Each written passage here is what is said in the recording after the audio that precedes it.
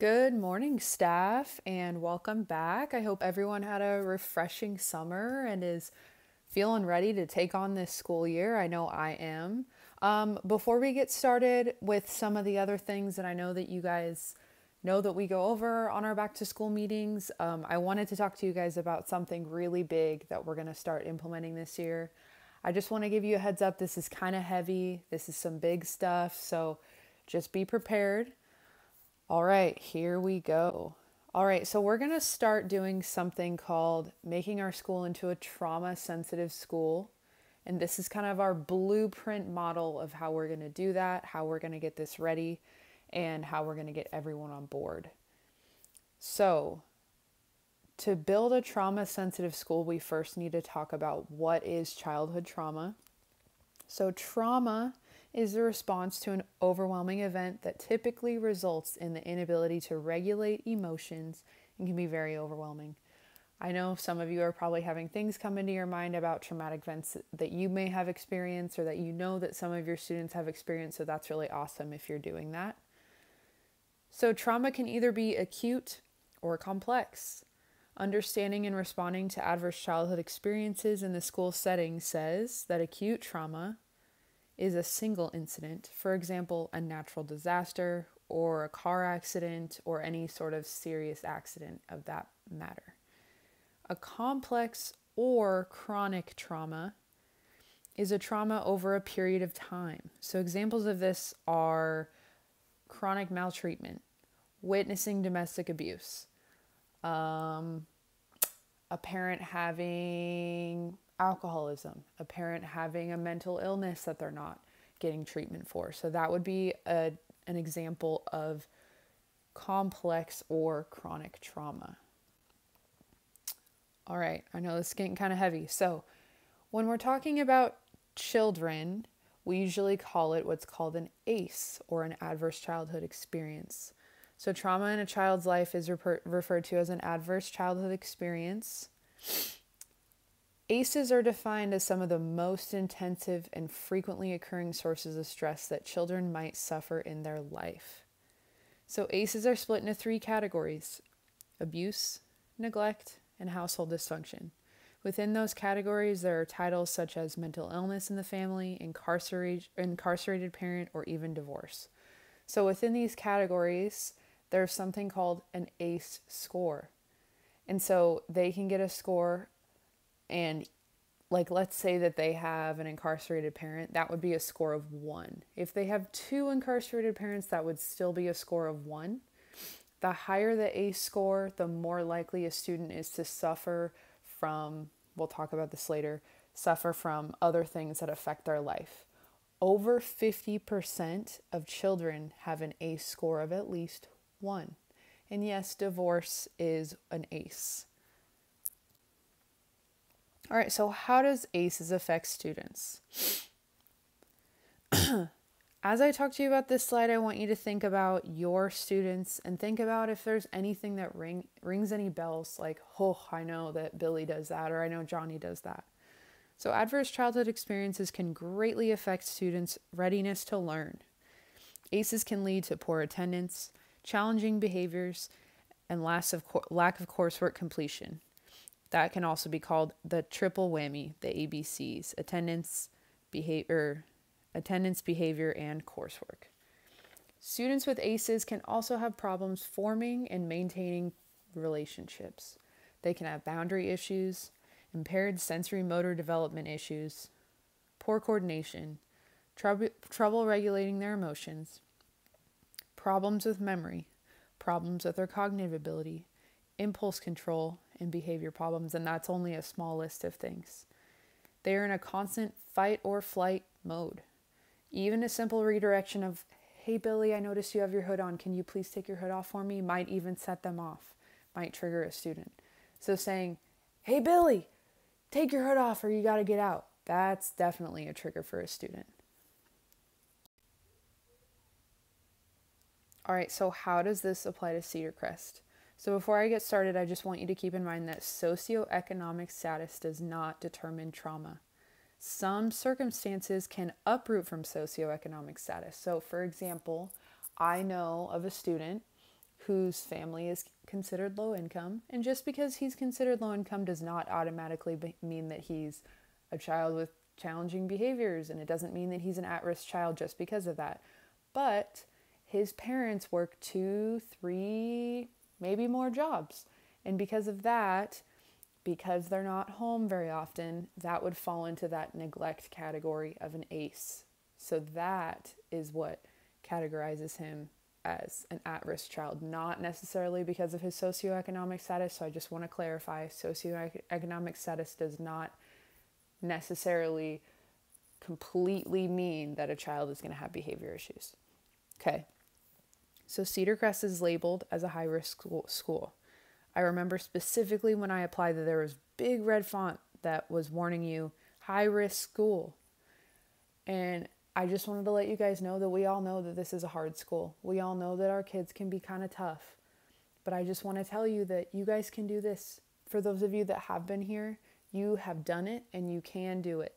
You know that our school is tough and you know what works best for our kids, and I know that you can do it. So let's dig into this data. 62% of our students at Cedar Crest are identified as low income. 7% of our students are identified as either homeless or mobile, which means that they move a lot. 42% of our foster children have received one or more suspension. That is almost half of our foster kids have been suspended. 25% of the students identified as homeless have received one or more suspension. 20% of students that are considered low income have received one or more suspension. So this data tells me that our at-risk students are communicating, maybe it's not necessarily in a positive way, but they're communicating with us that they need help and they need additional support. All right, so what do our students need? We're trying to teach our students to be resilient, to learn and to regulate emotions and to solve problems. We will be going away with something called zero tolerance policies and moving toward mediation, problem solving, and ownership. As a school, one of the best things we can do for our students is to give them a safe space where they feel safe, give them healthy adult relationships, and help them to build resilience. So suspension may seem like the answer, but oftentimes kids are just left alone when they're suspended and they're not being held accountable for their actions. Then, let's say Billy's been suspended. You're still at school, he's at home just sleeping in, playing Xbox, having the time of his life, and he comes back the next day, well rested, ready to take on the day, and you're still just as tired, and you still haven't had the solution or the problem solving techniques that you needed to make this better. So, this is what we are moving toward as a school.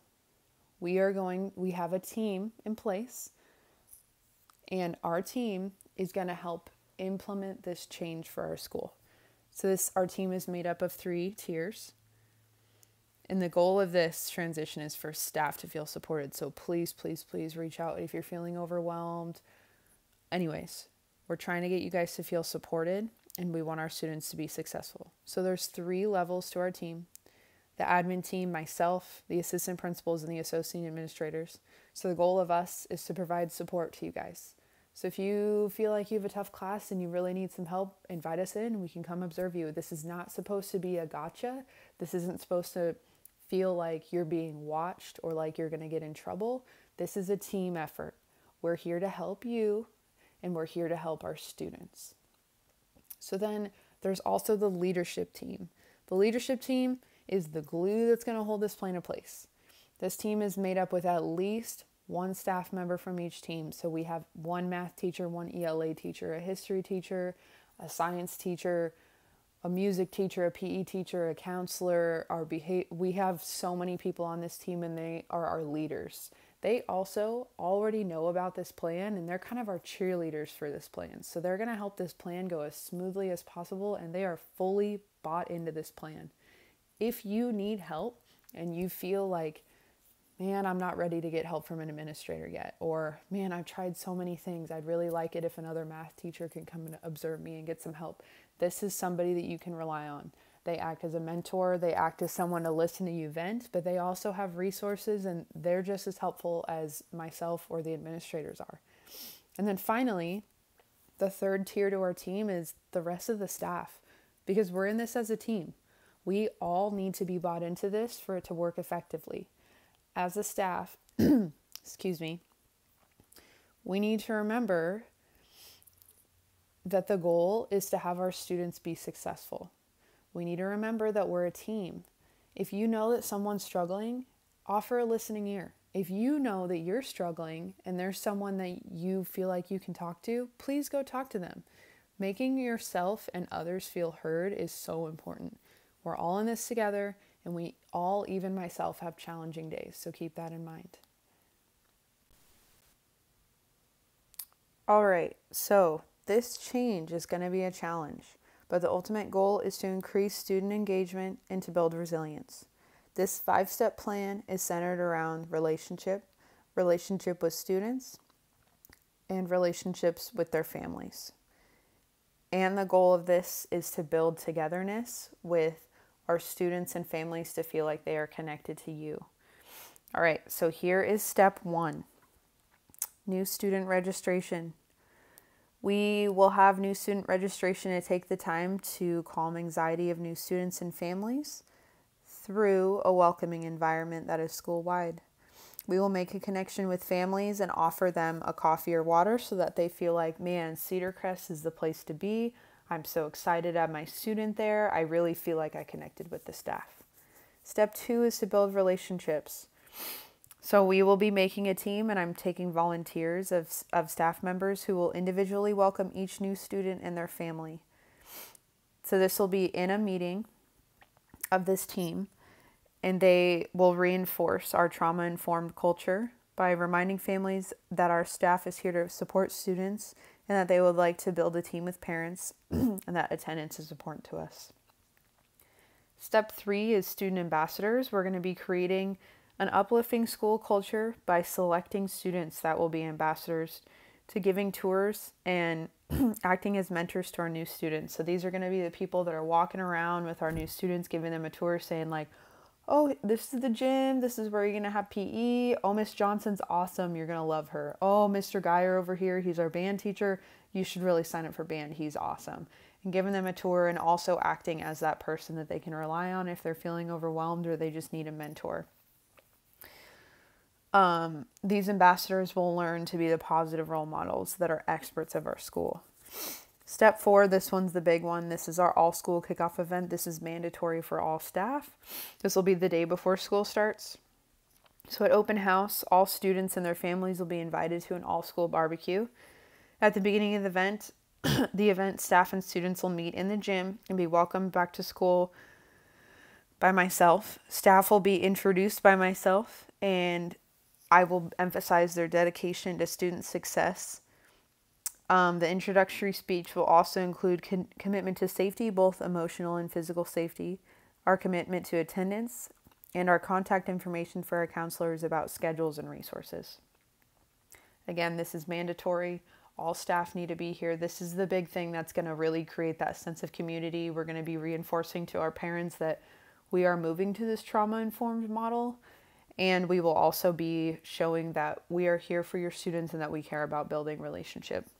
Step 5 is we're building awareness of resilience. So that we're going to be putting posters around the building that remind students that resilience defines them about more than their trauma. So reminders of the school culture will be around the building to reinforce this message and to help students believe it as well. We also will be demonstrating and teaching students the act of giving grace. So like I said before, instead of saying, hey, Billy, I've asked you 2 times to take your hood off, get out. Instead of something like that, you'd say, hey, Billy, I've asked you 2 times to take your hood off. Is everything okay? I feel like you're not really yourself. Normally you'd take your hood off right away. I just want to check in. Just offering that level of grace that we would also expect them to give to us. So ultimately, our students want to feel safe, loved, and that they have a place that they belong. It's our job here at Cedar Crest to make sure we are achieving this through well-planned instruction, working together, and using our resources. This change is going to be challenging, I can tell you that, but in the end, it'll be so worth it. Alone, we can do so little, but together we can do so much. Helen Keller. If you're curious, this is where I got my resources, and we're going to move on. So if you have any questions, feel free to stop by, and all right, let's move on.